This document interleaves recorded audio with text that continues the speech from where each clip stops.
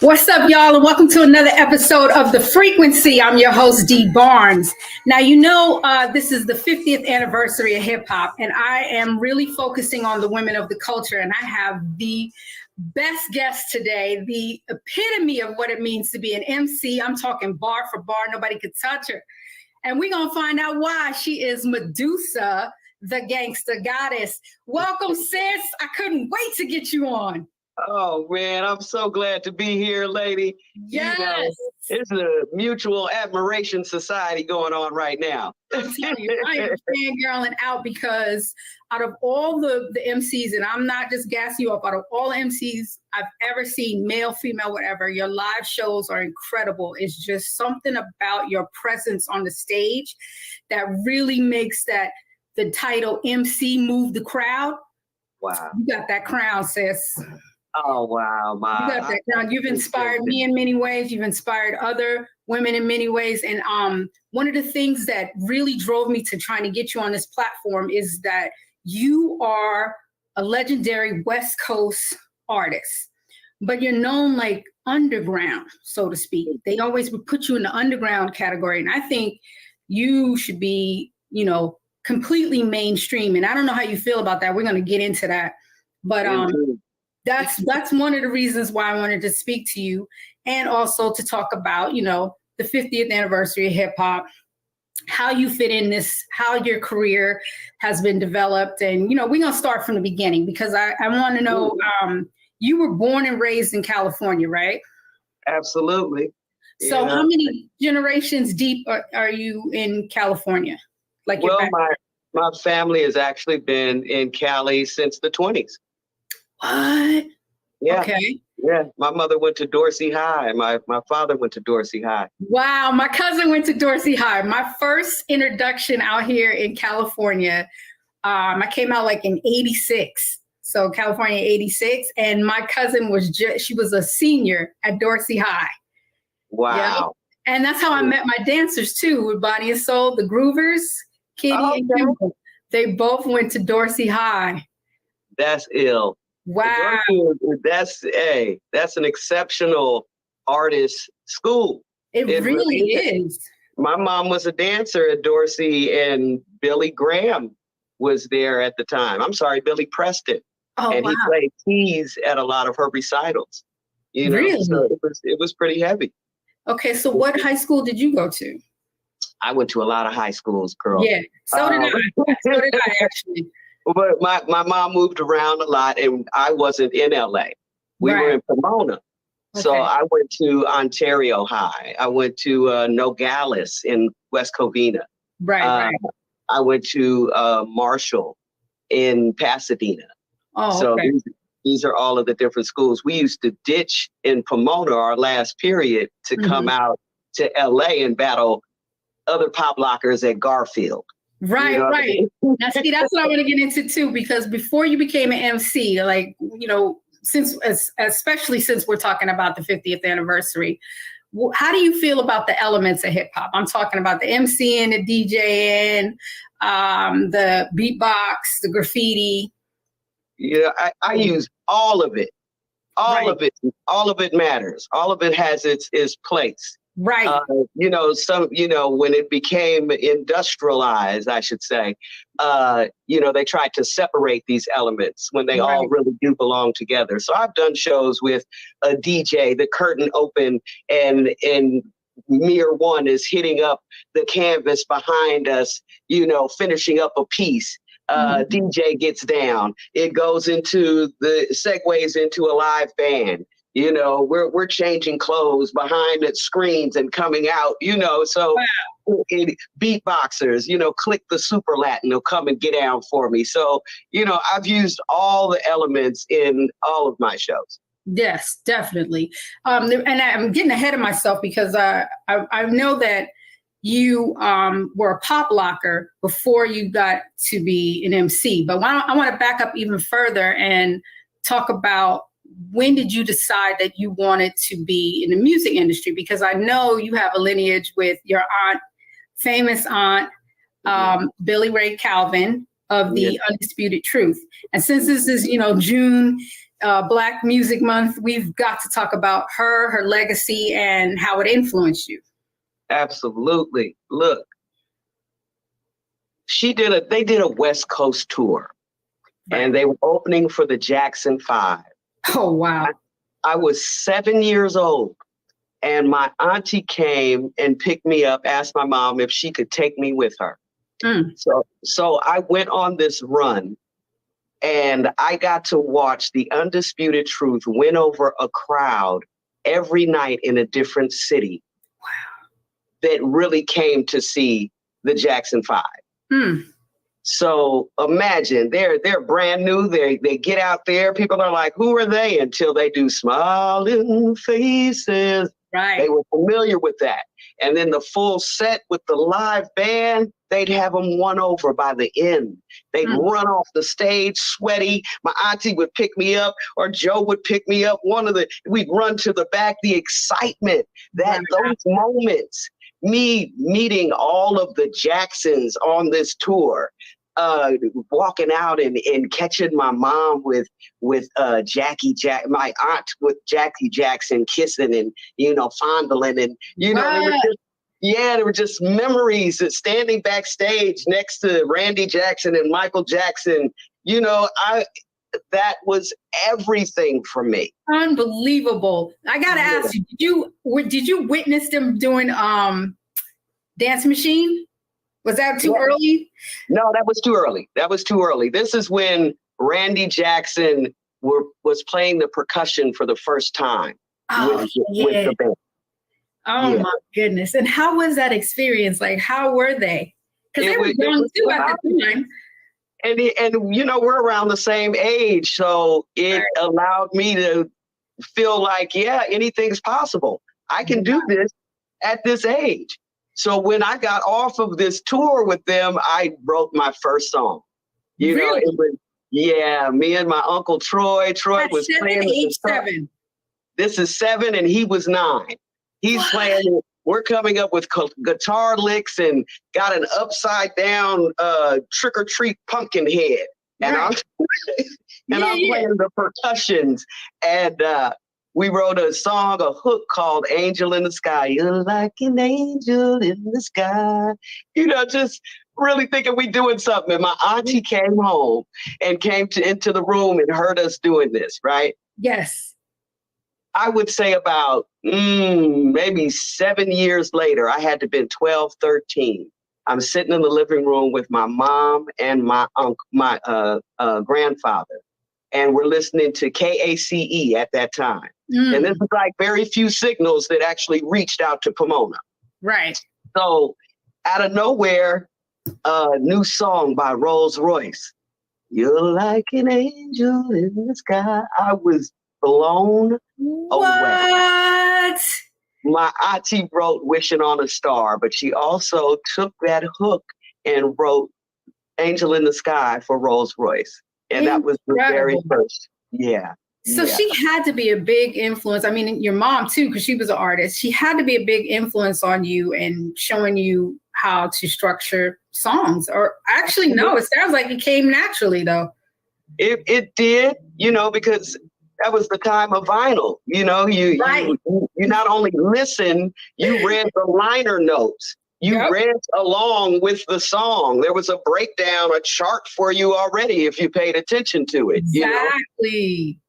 And I grew up with a lot of different styles of music, you know, so it was a Motown sound. It was also things like Carole King, Phoebe Snow, you know, Elton John, you know, so So because of all of those different sounds, even a John Coltrane, it helped me to embrace the different styles of writing too. So I never thought there was a right or wrong way. I just knew what felt good.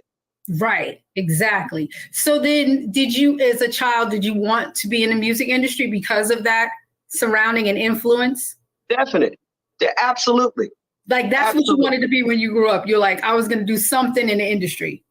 Girl, you better believe it. And then, you know, going to church, you know, going to Baptist church and seeing people sing and catch the Holy Ghost and falling out on the ground and running outside and recollecting themselves and coming back. You talking about bad. Yes. So I was like, ooh, I can sing like that. Yes. Hey, I want to do that. I want to be an Aretha Franklin. You talking about watching Soul Train. Come on. Oh, yeah. Hold on. We're going to get into Soul Train in a minute. We're going to take a break right now on the frequency. We'll be back with Medusa, the Gangsta Goddess.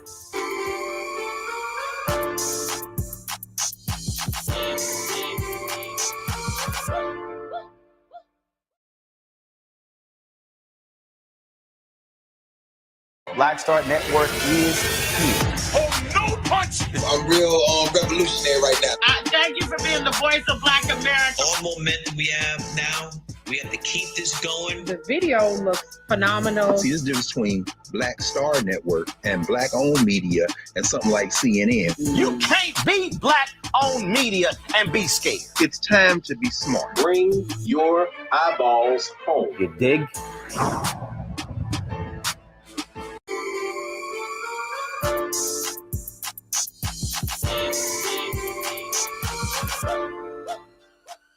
Back right here on the frequency with your host D Barnes and my special guest Medusa, the Gangsta Goddess.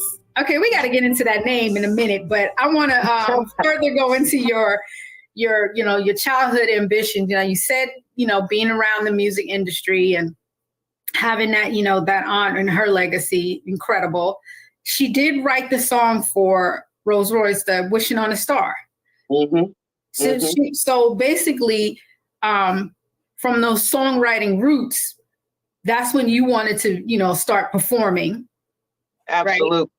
Yeah. And then we were talking about vinyl. So do you collect vinyl? Because I happen to love it. I do have vinyl. Yes, ma'am. I actually have an old school console, a cabinet, you know, with the speakers inside. You lift up the top and there's a turntable and it works as the original diamond head needle. Woo. And yes, and that's where I play my warm vinyls at on this cabinet. Yes, record shopping for me is like one of my biggest joys. It really has been like something that sustained me for years. You know what I mean? From like the first moment, because I grew up on the East Coast. I grew up, you know, in New York, and then I came out here, like I said, in the 80s, the late 80s. But everywhere I went, I always had records with me. You would think I was a DJ. Never DJed, but I love some records, and I love collecting them and listening to them, and just celebrating music in general. So I have to ask you, out of all of that and the music and the vinyl and the influence, when did you fall in love with hip hop? Wow. Like your earliest memories too of probably Rapper's Delight, after that, pop locking is really what indoctrinated me in hip hop. I don't even think I realized it was hip hop at that time. Right. It was a happening. It was a moment of release. It was the moment of camaraderie, to meet new youth without it being gang banging. Yeah. So it kind of flowed into each other. If you were into hip hop, it was because of vinyl. Right. You know what I mean? There were those old familiars that were sampled that created boom bap. Right. So, exactly. The break beats. Yeah. So I'm sitting right now looking across the room at an Isley Brothers album, a Dizzy Gillespie, a Confunction album, a Nina Simone album. Yes. So all of those meant something in hip hop. But when it came down to pop locking, that was the 80s. That funk, that techno funk that came along. That created the beat, the Roger Troutman, the funk of a more bounce. You know what I mean? Those were things that we hit to. And you got to understand, out here on the West Coast, we're spread out. So me being in Pomona, there was a certain style of pop locking that happened there. And it was hits. We did a lot of hitting, and we hit hard in a different way than a boogaloo, a different way than a bop. Those were different styles. So when people saw Pomona walk in the building, it was a whole nother thing that was about to happen. Really? Yeah. That was a hit that nobody else messed with. Okay, so wait. So did you mention Soul Train earlier? Is that where you first saw like the pop locking, or was it something in the neighborhood, in the streets? Walk us through that. It was Soul Train. You wake up with your cereal and you watching cartoons and you're waiting for Soul Train to come on. Yes, every Saturday. Every Saturday. And when Soul Train came on, I mean, the lockers were the first thing we saw. Right. Shout out to Don Campbell. Come on now. Come on. Don was killing it. And then came the Poppin' Dominoes. Poppin' Dominoes. Okay, tell me about that. They were on Soul Train? Because I remember the lockers. I remember lockers. Shout out to Shabadoo. Come on now. Tony Basil, right? Tony Basil, yes. I know I'm missing a bunch of rerun, because I actually met him. I met him at World on Wheels. Come on. Woo, World on Wheels back in the day. Back in the day, we used to battle there so hard. Really? My crew, the Groovatrons. The Groovatrons. And we had a brother named Michael Pierce in our crew, and him and Shrimp, Boogaloo Shrimp, would battle constantly. Every time they saw each other, it had to happen. Wow. Another team member, Lawrence, him and what was it, Scorpio. Used to battle Michael Jackson. The Michael Jackson imitation. It wasn't even about popping for them. They were the Michael Jackson imitators. Wow. And they would battle doing that. So it was an amazing time. But I was popping in Pomona. I had a crew pull up to my school at Ontario High. It was the Pinto Club. Pinto Club. the Pinto Club pulled up. They pulled the house speaker out the back, sat it on the sidewalk, and played more bounce. Wow. And was calling out anybody that thought they could pop lock. They got out the car and they was surfing it. Ooh, so everyone ran into the school and said, "We gonna get somebody," and came and got me. What? Yeah. So I get, because I'm watching the popping dominoes in the lockers. You know, the first move I learned was to pancake, jump in the air, land on your booty, get up, and you know. So I go out front and I'm like, I'm hitting. I'm like, oh shit, I'm representing the school right now. I really have to do it. And as a woman, right? Because you were battling a man. Come on. Three men. Three men. Yes. Oh, I love it. Yeah. So you got Boardman, Daryl Stokes, and Michael Pierce. And I give it all I got.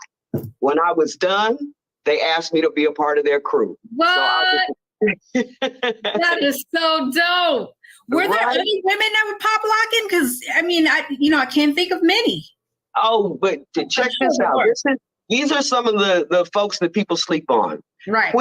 Queen Boogaloo. Queen Boogaloo taught little Coco, little Hispanic Coco, the little boy. She taught him how to pop lock. Okay. And people don't mention that. No, they don't. Only mention Coco or Poppin' Pete. And I'm like, no, Queen Boogaloo was his teacher. Wow. See, I would battle her often. Right. See, that's what I'm talking about. That's why I love this platform, because we could talk about the foundations. We could talk about the shoulders that we stand on. You know what I mean? Yes. And I'm glad you brought her up. I have to look her up because I've never heard of her. How about, do you know other women that there was a pop locker they call Mama. Okay. And Mama created the move called the ET. What? Where you shrink your head down in your shoulders and bring it back up. And she created that move. Wow. See what I'm talking about? Okay. What was your name in the pop locking days? Lady Tick Tut. Lady what? Tick Tut. Tick Tut, like King Tut. Like tick. My tick was hard and my tut. Yeah. My tut for me. I love it. That's dope, Queen. That is dope. So come on now. How did you transition from pop locking to MCing? Well, you know, when you're a part of a crew, you got to do more than just one element. Right. You know, there were a lot of break dancers back in the day that were graffiti artists too. Right. You know, even today, actually. But me, I was like, well, I want to write a few rhymes. I was already into songwriting, and poetry, so I felt like they kind of went hand in hand. Yes. You know, no one could tell me any different anyway. That's right. I had a few rhymes on deck, and but my focus was pop locking. I couldn't wait to get to Monopolies, Club Monopolies, Uncle Jam's Army. We gotta talk about that. Hold on. You brought up the subject I wanted to hit. We're going to take a break right now on the frequency. We'll be back with Medusa.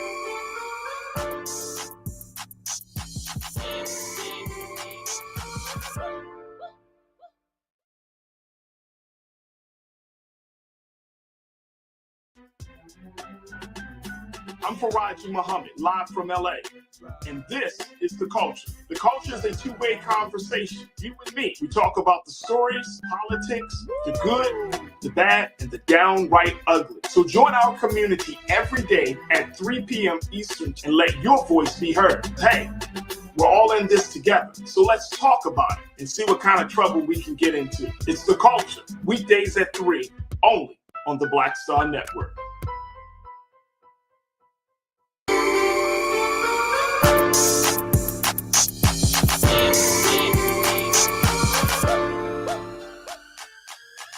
Back right here on the frequency with your host D Barnes and my special guest Medusa, the Gangsta Goddess.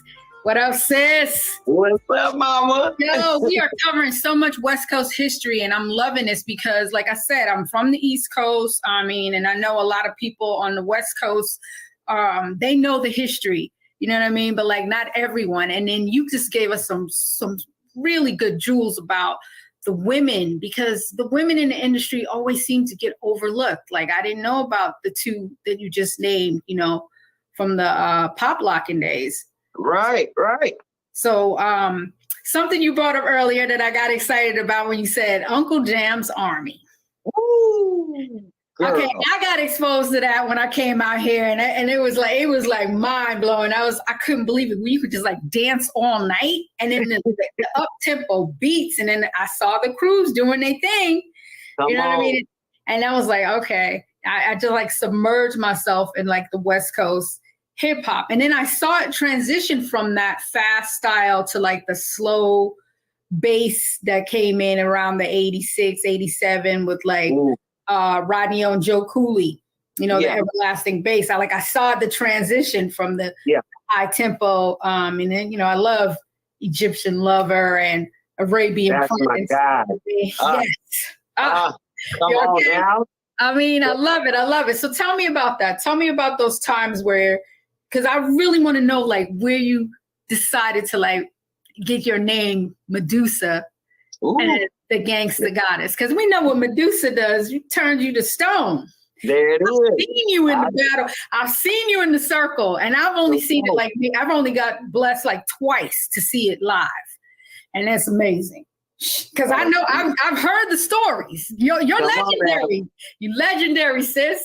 You know that's a transition from Lady Tic Tut to Medusa is a thing. It really is. Yeah. Elaborate, please. Elaborate, sis. So know that our place in Pomona was the Pomona Fairgrounds. That's so right. Anyone from LA would come to the Pomona Fairgrounds, and that's when you met different crews and understood what was popping in LA. Right. So that's where I met Heckle and Jekyll. You know, that's where I understood that Uncle Jam's Army and Egyptian Lover didn't just get down out in Pomona at Luthiers or those. So I'm like, okay, I got to go to Uncle Jam's Army. And explain it to people like they don't know what Uncle Jam's Army is. Tell them. That part. So this is it. If you went to the sports arena, even in Pasadena, they had you're talking about thousands. I couldn't believe it. Of youngsters that would come to this to dance. Now, back in the day, you know, you were doing the you were doing the cutie pie, you were doing the freak, but the crews in pop locking were heavy. I'm talking the Time Bandits, Heckle and Jekyll, the Groovatrons. You know, we would get out there and have routine after routine after routine, because you couldn't go in there lightweight. You couldn't just go in there and do a couple of moves. You better have a few routines or you're going to get got. Yes. So when you walked in, when you pulled up to the sports arena and Uncle Jam's Army was popping, that parking lot was full. You walked in, this whole arena was popping with dancers. You had D guys, Squally C, everyone from Uncle Jam's Army. You had oh my God, Egyptian Lovers. You had you name it, they were spinning. Right.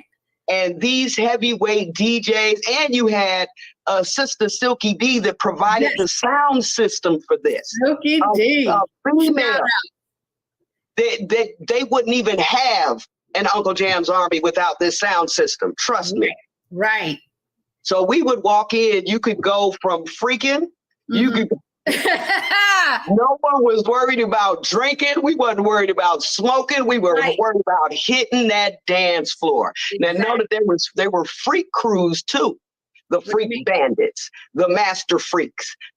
So if you did the freak well, you were in a crew. You were in your flip shirts, you got, you had your penny loafers, you had your eyes on sweaters, you was that type of cool back then. I love it, yo. I love it. Man. It was a thing. And then you had the OGs, the gangbangers would pull up in parking lot pimp. They'd roll around in they low riders hopping just to show out in the parking lot. Wow. And you pop lock out there too. And there was no violence. None. There's something about dance that just stunted that. It just threw it out the window. We would meet at places like in Westwood. Right. In Westwood, in the center, on every sidewalk, just to battle. Venice Beach, where there's graffiti art and there's stages and whatnot. We would meet in full regalia. I'm talking like, the Hammer baggy pants and the baggy shirts so that you could see our waves. All the belts and the buckles. Yes. The bandanas tied around your knee, the whole, it was the thing. So I know people out there. Hey, exactly. So you can get your. Come on. You gotta see it. You gotta be able to see it. We weren't even there to touch the sand or be in the water. So I know there were other Venice Beach walkers wondering, what is this happening over in this section? That is hip hop, yo. It's hip hop. So hip hop, baby. Okay, so then you became Medusa. Well, no, it was I was doing a little hustling and did some jail time. And when I got out, while I was in there, I realized that a lot of the sisters in there were in there for either drugs, money, prostituting to support a drug habit, or just getting caught up. And what I saw and having to write letters for them to their man that was in the adjacent jail. Wow. Made me feel like, you know what? I need to be speaking and be a power source for these type of women. Yes. If I'm a get out of here and use hip hop, this is how I want to do it. Right. So when I got out, my cousin Coco came and picked me up. And we went straight to the studio. Now, Coco used to sing in a band back in high school. So she had cold vocals. Right. And we went to the studio and started mixing our vibe together. Wow. I had to come up with a name. I'm like, you know what? I'm gonna be a cold MC. I'm gonna be called Medusa. I want to turn whack MCs to stone. Whew. That's what I'm gonna do. Yo. And there we wrote the very first songs we probably recorded, which was Power of the P. Power of the P. All right, hold up. We're gonna take a quick break. We're gonna come back and talk more about the power of the P, yo, right here on the frequency. Oh, we gotta talk about it. We gotta do it. No, we got to.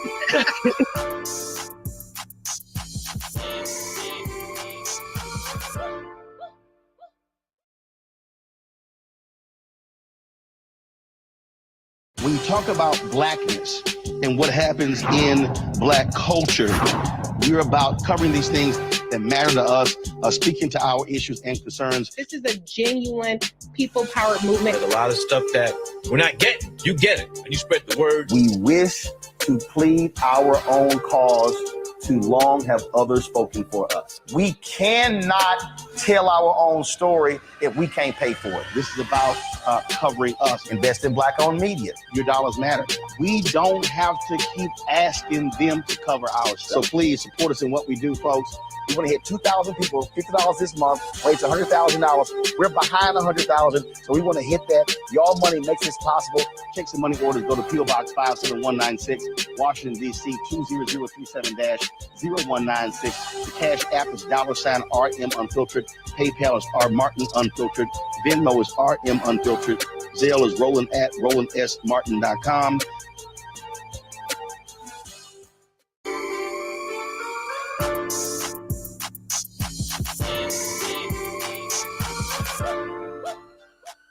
Back right here in the frequency with my guest, Medusa, the Gangsta Goddess. Okay, we were just talking about the power of the P. Hello. Come on now. Now look here. Because that was the first song you recorded in the studio. The first thing we wrote was the Power of the P in a song called Diva's Den. But the Power of the P, I was like, okay, no one is speaking on the power of that. Right. You know, They call it wet pussy. They go all out now. Yeah. But back then, we had to be clever. Mm-hmm. Okay, so it was the power of the P, and I came up with the hook. The power of the P is mesmerizing, hypnotizing. When it says jump, you say how high. See, while educatingly keeping you into the flow. Check out the rhymes and the topic that I chose. The P. It's heavenly bliss. One kiss on its lips, so exquisite. Can you taste it? You know, it was very clever. Like, you know, melodic, little vocal tricks. You know what I mean? Lyrics right there. Hey, so we decided we're rolling down Crenshaw one night. Mm-hmm. After a session, and hit Exposition, looked to our right, and there was a crowd outside at this little cafe. And we were like, what's going on here? Our folks, our color, they young, let's pull over. We pull over and walk up into a place called the Good Life Cafe. Ooh, oh, yes. So there's young MCs outside battling, they getting it. We're like, what is happening right now? So we found out from one of the brothers, like, yeah, this happens every Thursday night.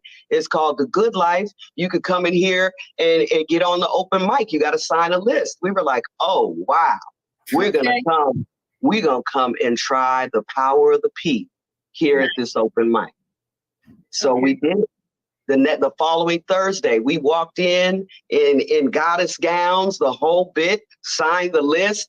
Nervous as I don't know what. You understand me? I actually feel a little bit of it right now talking about it, you know? Oh my goodness. I can't even imagine you nervous. So that's my God. Hey, but for the first time, like, we're about to showcase this song, Power of the P. Yeah. So B Hall, we realized that there was no cussing allowed in this space. Uh-huh. And just so happened we didn't cuss in this song, so it was perfect. It was amazing. So we get called up, Sin. We called ourselves Sin. S-I-N. Strength in numbers. Let's go. We get up there. It's a slow, jazzy joint that Larnay Wilkerson was listening to some tracks that she had received, and she let us have the one that we dug, and that's what we did, Power the P2. And we get up there, we doing it, and people are like paying attention. Then they start putting their lighters up, and they're like standing up like, what is happening right now? And I got to a part where I said, and cherries. So you decide to pick a cherry. And B Hall, it finally clicked what we were talking about and how we were doing it. She didn't know. It was like, they're not cussing, but it's so, wait a minute. And she came and took the mic from us. No way. Hey, all that cherrying did it right there. Come on. I mean, you guys are so smooth with it. That's not fair. So the reaction from the crowd, though, was supportive. It was everything. Mm-hmm. And you're talking about underground heavyweights like Freestyle Fellowship, like Fat Jack, Abstract and Tribe Unique, CVE. You know, I heard people from all over, like even East Coast people and Midwest people. They would come to California and go to the Good Life. Supernatural. Yes. The Alien Nation would come up in there. Ava DuVernay was part of a group called Figures of Speech, her and Giant. They were jazzy and had a funky, fast flow. Fly. This was the spot for unique hip hop out of LA. Right. And so this is where you really develop your vocalized style. Because, I mean, a lot of your stuff is melodic. A lot of your bars are just, I mean, they're just so effortlessly. Like you do this thing on your IG page called Morning Bars. Yeah, morning coffee bars. Yes. I'm in the city looking pretty with Miss Kitty, no kid. Cause back at the spot we blew some dank and then we drank about a fifth. Rushing the club like VIP, cause you know we gotta piss. At least I do, but you know Miss Kitty, she just wanna prep. I get a dough man a hug, blow security a kiss. The crowd behind me's getting restless. Stop pushing this shit. They so pushy. Some of the brothers know we're feline, so they keep smacking, talking about here, pretty pussy. Inside, Dusk has got the dance floor live. He give me a head nod, then he throw me a peace sign. He say, Queen Medusa's in the house. Ma, what? Ma, yeah, we loving the way you shine. Coffee bars. And he's like, can you do one for us? Can you do one for us right now? Because, I mean, I don't want to put you on the spot, but I mean, I just love it. Hey, my book of rhymes hang in a museum. They heard the words I preach. Now they want to see them. Now I must admit I am an artiste. Each thought I lay on paper is a masterpiece of the mind. Ooh, a one of a kind. Ask me how I do it and I'll pour another rhyme on the canvas. Just when your mind couldn't fathom it. You know. Yeah. Oh, sis, come on. See, that's what I'm talking about. Like, I know your skills. Your fans know your skills because you have a dedicated following. I don't understand why you are not more mainstream. Your talent is just undeniable. Your stage presence, your lyrics, your vibe, your style. You know what I'm saying? You check all the boxes. Thank you. So when I think about that, and I think about women of your skill, because there's more women out there like that, but they're not in the forefront, you know, when you think about hip hop right now. What do you think about that and the position that women are in hip hop right now? Well, like what I mean by that, I would have to go here. Mm-hmm.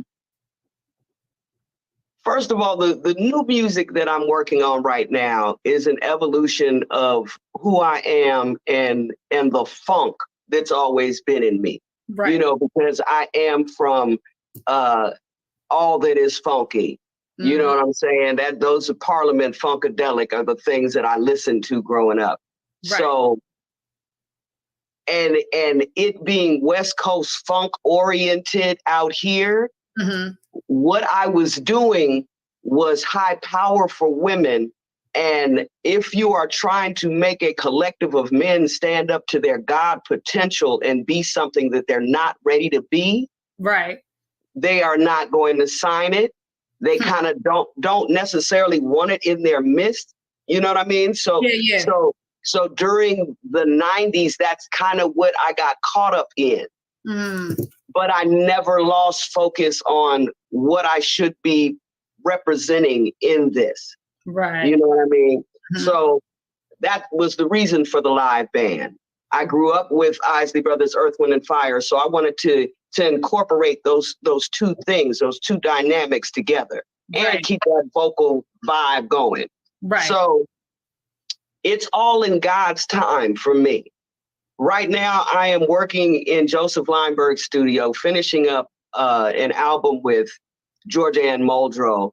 And I just got her and Joy's vocals on the rest of this project. This is something that Aloe Black put us together to do. Okay. And while we're finishing up some vocals, in walks Battle Cat.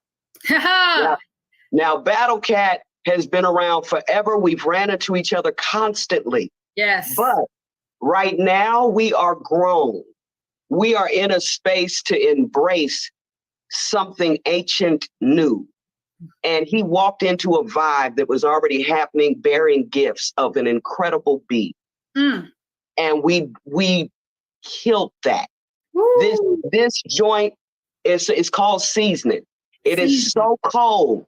And now myself, Georgia Ann Muldrow, and Joy out of ATL are a group called Amethyst Sheen. What? So now is that time. People are grown enough and evolved enough to break open from their norm and embrace something ancient and new. Yes. And I might have been before my time during that time. True. And now women have opened the door to a conversation that needs to be had about our sensuality and sexuality being on the forefront when it's not necessary. Right. You feel me? That masculine, misogynistic attitude that desires a woman to be this way. Right. So women take that lead and they do just that for the attention, and not just that. Let's be real. Yeah, not just that, because it's about having agency too. Yes, yes. And it's about the conglomerate pushing forth what sells. Right. If that, it's the ancient added sex sells. I get that. In addition to, when we are young, what did I say? Our dance was the freak. Right. When we're young, we're very we're sexually explorative. You know what I mean? Evolving. Come on, there, because a prince at 19 was different than a prince at a 50. Yes. Right. Okay. That part. Come on now, but we can't constantly lean on the youth. There has to be a balance. There has to be an option. That's my biggest beef right now with the state of hip hop. I don't feel like there's enough balance.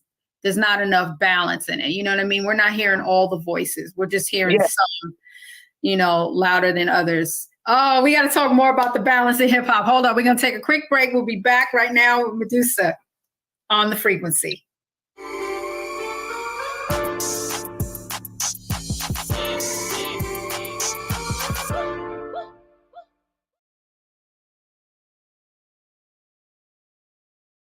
Don't you think it's time to get wealthy? I'm Deborah Owens, America's Wealth Coach, and my new show on the Black Star Network focuses on the things your financial advisor or bank isn't telling you. So watch Get Wealthy on the Black Star Network.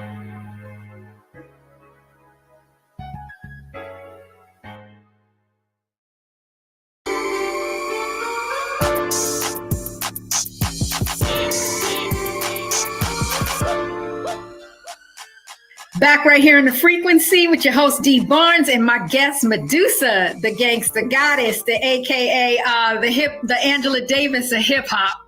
Okay, we got to get into all of that, but we just left off on the balance part, and that's the part that like is mind-boggling to me also, because I feel like there's just not enough of it. We have so many voices, so many different women voices in the industry, and they're not being heard. Why? Go ahead. That is I don't know if you're familiar with Day One. Day One is a West Coast producer. Yes. He is very ill. He has a project called the Diamond Collective. And I believe that the 83 women that he has on this compilation. 83? Yes. That have joined together. Some of them are like 5 on one song. It's different. Like myself, I have a joint called Flash on them, Smash on them, Bash on them, Swipe all the way left and hit the gas on them. Do what your mama taught you and have some class on them. Act crass on them. Spit that sass on them. So it's me. It is Gifted Gab. It is Natural Red. And oh my God, that's terrible. Slim. Anyway, there's 4 sisters on this. Right.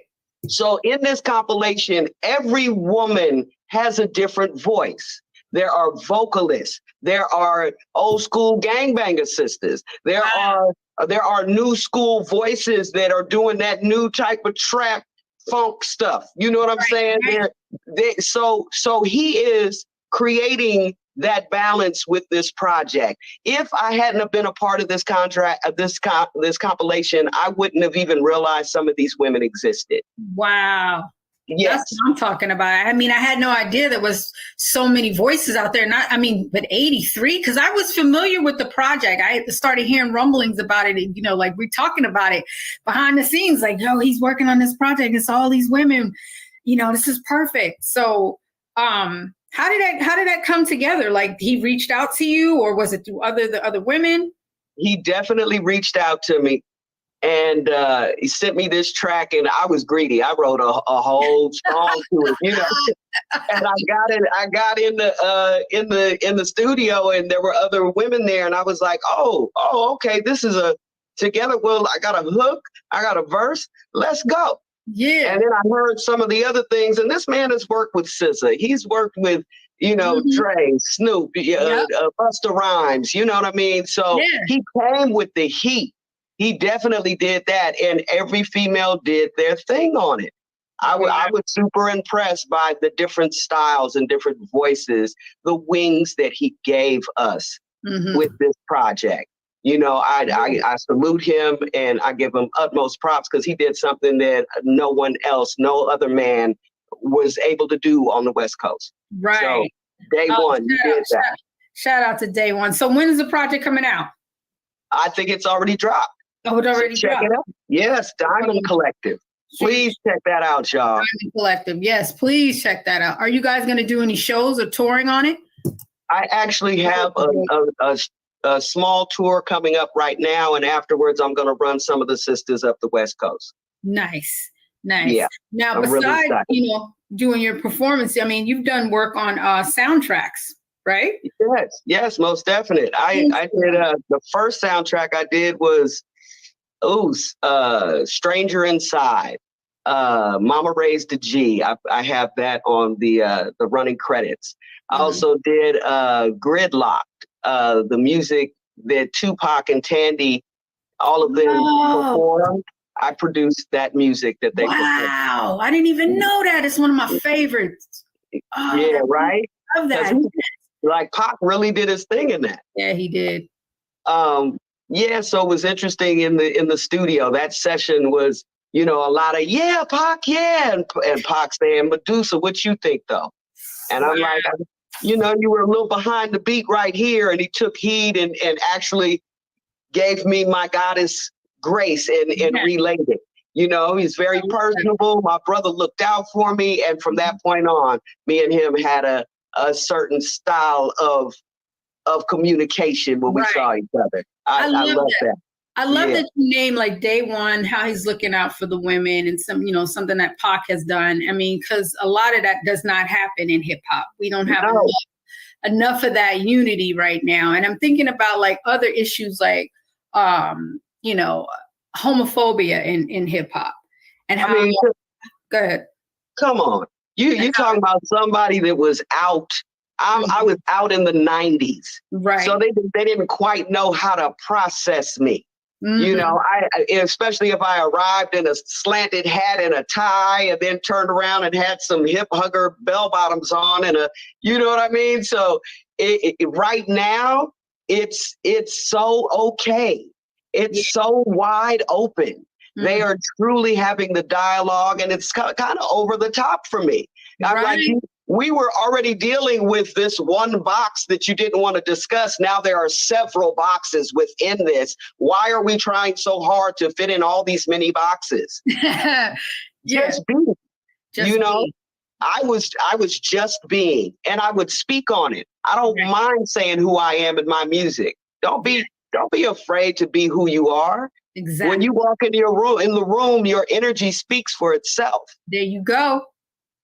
Come on now. Yeah. And this is what I try to teach my students too. I teach at different youth programs. I also teach at Cal Arts. I've been there for 4 years now. Wow. So yeah, I try to make my students very comfortable with being their authentic self when they write, not appropriating a sound that they dig, not acting like you're from down south or speaking a slang that doesn't belong to you. Right. Being your authentic self. So you're teaching writing, or are you teaching like songwriting? I teach hip hop. You teach hip hop. Yes, the history, the trickle down of sounds, the elements. Woo. And I also let my students know that it's 50 years old, but that is at an embryonic stage. Right. So you have a voice in this. What are you going to bring to hip hop? What is the new element you're going to bring to hip hop? There we go. That's it. I want to end on that note. Thank you, sister. Thank you so much for coming on to The Frequency and just sharing your knowledge and your career. Like I told you, I admire you so much. You're one of my favorites. Got to come see the new show. And I might even have to come through, bring a camera to the class. Come on now. Check that out. That would be so dope. Come do that, mama. And check me out. I got a lot of shows coming up. If you're in LA for Juneteenth, that big celebration, they're honoring me too. So I'm really excited. We're doing the new Amethyst Sheen song that we did with Battle Cat for the first time in his set. And then I have a live set where the sisters are singing background with me, and we're doing a few songs that we have from Top Shelf Funk. Okay. There we have it, y'all. Thank you so much for coming on The Frequency, y'all. We raising the vibration of the conversation right here. Celebrating Hip hop 50th. Thank you for having me. Thank you, Queen. I appreciate you. Thank you. And we out, y'all. Yeah.